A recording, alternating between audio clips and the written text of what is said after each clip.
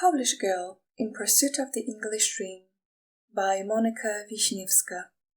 Read by Monika Wiśniewska. A memoir for my mama, the most loving and supportive friend throughout this 13-year journey to self-discovery. To the reader, take a comfortable seat, relax, and join me on my journey of a lifetime towards spiritual awakening. I need to warn you, though, you need to be brave. But don't worry.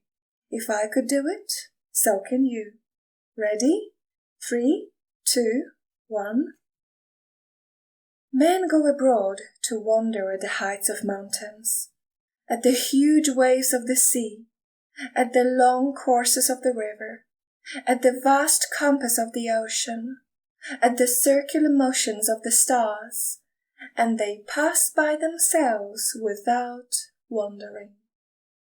Saint Augustine. Chapter 1. Die before you die. The path to paradise begins in hell. Dante Alighieri. "Dolores here!" Mamma exclaimed from the kitchen on hearing Caesar, our German shepherd, barking relentlessly in the garden. I ran outside and saw 2 men climbing out of a white lorry, while my stepdad was opening the gate. "Come on, you can drive inside," he exclaimed, waving his hand invitingly, and once the lorry had backed into our driveway, the men opened the back door. My whole life was in there.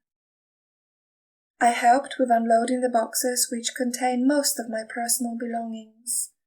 One of the men took out my white bike with a straw basket which had, when I last saw it, contained groceries and tulips. Next came boxes of different sizes, each labelled Monika, Poland. It's over. My life is over. It was quiet. Nobody said anything, as if 2 surgeons were performing an autopsy to examine the cause of death. Only Caesar barked occasionally, running around the lorry and unaware of what was really happening. "Can you please sign here, ma'am?" one of the men asked, giving me a pen and a clipboard. I didn't cry as I signed. I had to be strong. After the lorry's departure, I walked into my room, which was now filled with stacks of boxes. Opening them one by one, I noticed the print canvas of John and me standing cheek to cheek, lovingly holding hands at the bottom of the white doorsteps of Schönbrunn Palace in Vienna. Then, in between randomly thrown-in shoeboxes and my jackets, I noticed a book that John had designed shortly after we'd met. The cover featured a picture of us in a warm embrace outside Windsor Castle. The title said, "Monika and John, first month together." I ran out of the house and then through the back gate into the fields of barley, feeling sharp stalks cutting my bare legs as if enemy swords were about to strike the final blow in my losing battle of the game of life. Breathless, I fell on my bleeding knees, gazed at the red sky of everlasting fire at the gates of Hades, the hell on earth I had found myself in, and I screamed out crying, "Why?" The next morning, I woke up to the sound of the birds singing in the garden, and a massive pain all over my body, letting me know that I was still alive. Why have I woken up? I ask myself. I don't want this reality. This is not how I'm supposed to be living. Sleeping was the only thing that stopped this excruciating pain, but only because it made me unconscious of the world around me. It wasn't so much about the pain being physical, even though it was, but because it tore my soul into pieces.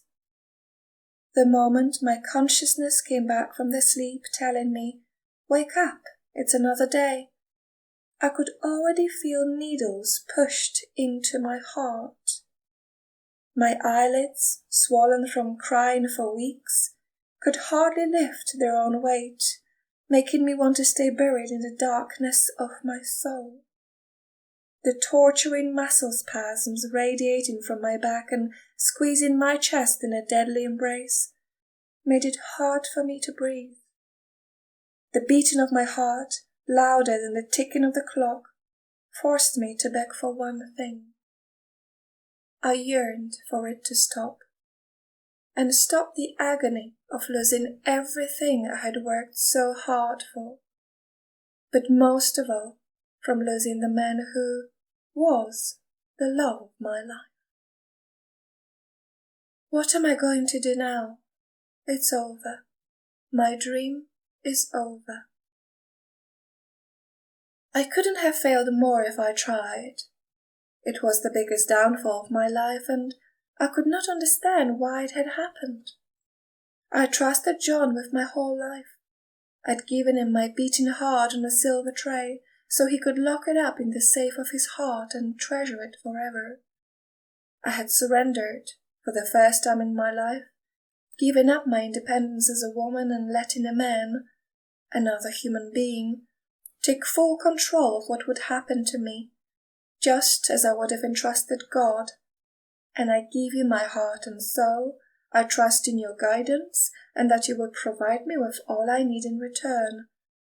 The kind of prayer that shows faith in the higher power and its limitless ability to look after you. Just like the plants and trees blindly know the universe will provide them with enough nutrients, rain, and sunshine so they can grow effortlessly to become the masterpiece of God's creation.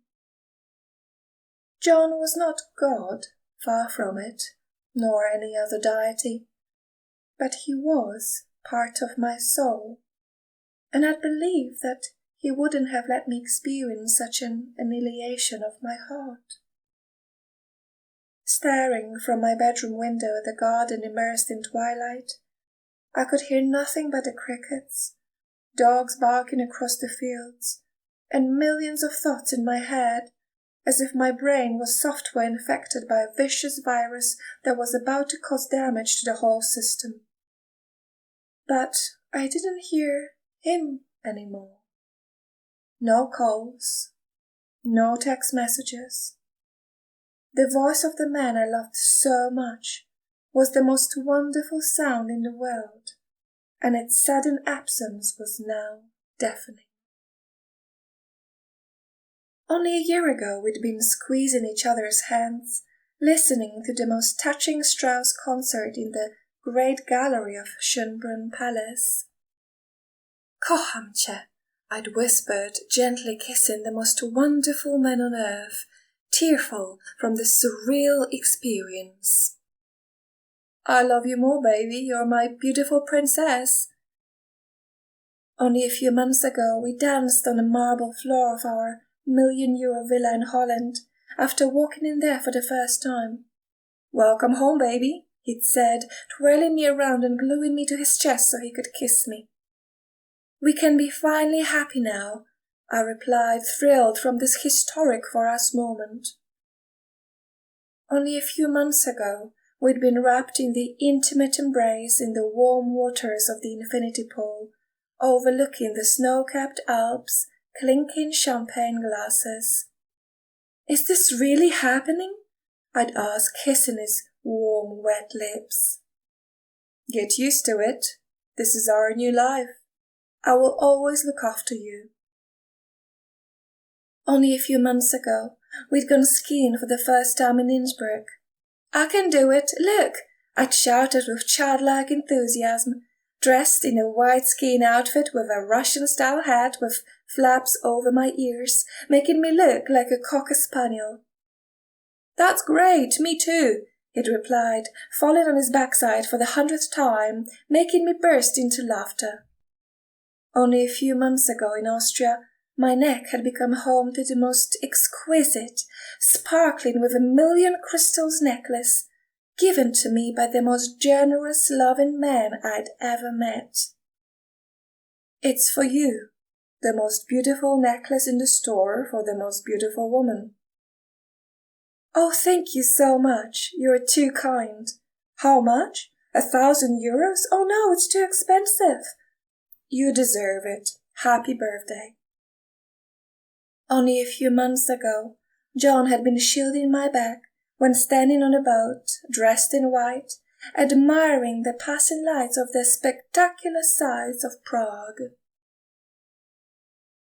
These and hundreds of other memories filled my mind, torturing my soul as if they were traumatic war flashbacks. They hurt me now, and I didn't know how to stop them. They were the most wonderful moments of my life, and I wanted them to live with me forever. My life abroad was over now, even though I still didn't want to believe it. My mind showered me with desperate images filled with hope that it was just a bad dream, that John would come back for me any day now, just like he'd promised he would when I'd seen him for the last time. "I'll come and get you when it's all over," he'd said, kissing me gently on the forehead before driving off. Since that day, I'd waited to see his smiling face when he would get out of the car in front of our gate. Caesar, sensing his arrival quicker than any of us, probably because of the tractor noise of our supercar's engine, would jump up and down from excitement, barking like a complete lunatic.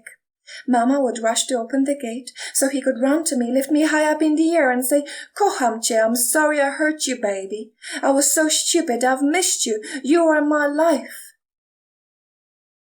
My mind gave me this vision in the only hope of my salvation. But maybe I was not to receive my salvation just yet. Maybe I had to experience this spiritual crucifixion to awaken fully, stop letting my ego control my mind, and ultimately find the secret to a happy life. Maybe I had to die before you die, which, according to Zen masters, would magically transform me into the human being who finally finds peace. I woke up each morning, looking at the crystal chandelier, hoping that today would be the day when John would come and take me back to our home in Holland, where we would live the ultimate freedom from the anguish we'd been going through for years, that we would finally be happy and enjoy our lives to the fullest. My mama tried to help me as much as she could, trying to understand it all just like I did, not knowing what to say other than, "Maybe it's for the best," but with such little conviction in her voice that it made the statement suspiciously untrue to me. "I got you your favorite cake," she said, sitting next to me on my bed, distressed from the state I was in. She had never expected this to happen. There had been no visible signs of it being possible. She had hoped that my loving relationship with John was so strong that we would live happily ever after in our villa in Holland, after having got married in the Gothic cathedral, whisked away into the sunset by the white horse-drawn carriage, kissing passionately under a shower of rice, thrown high up in the air by the cheering guests. I had never thought our love would end either. It just could not. It was the deepest, most powerful love any human being could experience in this physical dimension. Or maybe I had had a premonition of this disaster, and if so, why was I surprised that I ended up imprisoned in my family home in Poland, losing everything I had worked so hard for in all those years abroad? Lying on my heated amethyst mat, which gave my muscles a relief from turning to hard lumps of knots, excruciatingly painful even at the slightest attempts to massage them out, I stared at the walls, trying to understand. Is this the final message from God? Give up, Monica. It's over. Should I finally stop this silliness of pursuing that thing? A better life and happiness in a foreign land. What do I want to achieve? Career? Money? Husband? Are those achievements anyway? Is that all that can be achieved in life? Everyone can do that with better or worse outcomes and in any country. What was my soul so desperately searching for? Weren't my last few years abroad a big enough adventure to teach me what I needed to know about myself? Should I just live a peaceful, less adventurous and safer life back in Poland? Should I accept the defeat? But how can this journey be over? Not now, not yet. I'm not ready for the end of it. But can I do it again? Can I start all over, bruised emotionally and physically, with a heavy heart filled with pain? Do I have the strength to lift my body from this heated mat and face the petrifying world out there? True, I had already done it once before. I had gone to England, a 25-year-old girl, and started from zero. But it was different now. I was ill, and I was defeated, even before I started. My body and soul had been wrecked to the ground by a bulldozer driven by the man of my dreams. True, I had already taken that leap of faith, and a 2-hour flight to the dream island where anything was possible, the country of endless opportunities, if only one were ready to work hard and not let any obstacle stop them along the way. But could I do it once more? How? Where would I go? Who could I ask for help, embarrassed about my biggest life failure? I had always hated the horrible feeling of having to rely on other people, showing my total vulnerability of not being strong enough to look after myself. But over those years back in England, trusting others and counting on complete strangers' help and their goodwill had been the only way for me to survive some of my biggest challenges. I will always thank God for sending these good people onto my path in the most unexpected ways, helping me go through that journey full of dangers lurking around the corner, some of which could have easily ended tragically. Should I try again? Should I take another leap of faith and go back to England, rising spectacularly like a phoenix from the ashes? Should I prove that I can do it once more? Should I reclaim my independence as a woman? But most of all, should I regain my dignity as a human being? One of John's last messages had said, "You will never make it without me." Chapter 2. Leap of Faith. 2. There are who are never satisfied. The lover of the world and the lover of knowledge. Rumi. My plane had landed at London's Stansted Airport on a December evening in 2004, 9 years before. As a qualified English teacher, I could already speak the language of the natives, but my peaceful life with my mama, stepdad, Caesar and cat Mickey in my small town near Torun in northern Poland had not prepared me for the journey I was about to embark on. I had learned my first English words as a young girl from an American TV program, which I had watched over and over, relentlessly repeating words in the alphabet sung by animal puppets. Over the years at school, I had become the smarty, lifting my hand high up in the air, ready to answer questions from the exercise book, even before the other children had the chance to read them. Mama, seeing my passion for English, spent every extra zloty for private lessons. We lived from one month to the next, but she always found a way to save up for them.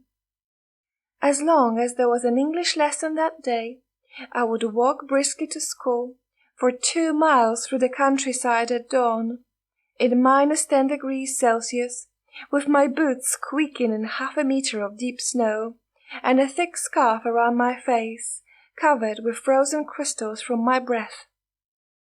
On other days, I wasn't that happy. In the evenings, I traveled 2 hours each way on the train to Torun to attend private lessons with a university professor. Walking back home in complete darkness along the train tracks, I prayed that nobody would hurt me. And nobody ever did. My angels always looked after me. I studied to be an English teacher, but I had a strange feeling that once I could speak English fluently, The world would open up to me with vast opportunities. I soon realized that my biggest dream was to live in England and speak beautifully sounding English words every single day.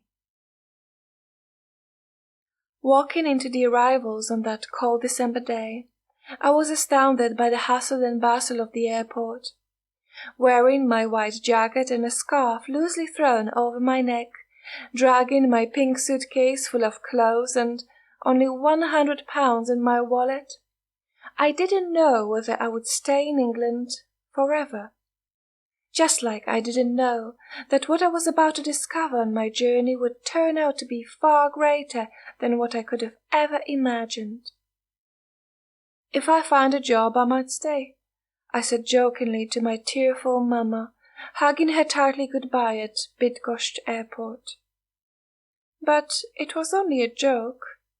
Or maybe that deep-rooted desire I'd always had to live in England, to experience the far more exciting world out there rather than just my hometown.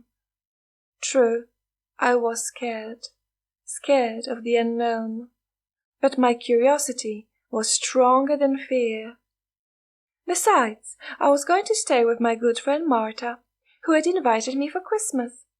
Hakim was picking me up to take me to her house, and when I saw his smiling face, waving at me in the crowd of people, I knew I would be fine. Chapter 3. French Riviera. Beauty awakens the soul to act. Dante Alighieri. I had met Hakim on a beach in Cannes 2 years before my arrival in England. Swimming in the warm turquoise sea, together with my friend Anya, enchanted by the breathtaking beauty of the coast, I noticed the dark-haired man with goggles on his head watching me. "Hey, gorgeous, where are you from?" he said with a gummy smile, having swum closer in the crystal-clear water. "I'm from Poland," I replied, surprised by his directness. "I'm on a bus trip to Costa del Sol, and we're just stopping here for one night." "Lovely. And I'm French, and I live in London. I'm a physics teacher," he replied, and when we sat down on the beach, we talked for over 2 hours. "You are very beautiful, Monica. I'd like to see you again. I want to visit you in Poland. Would you like that?" he asked, making me blush from his compliments and feel flattered that a man like him had any interest in me. Watching Anya swimming, I couldn't believe my luck.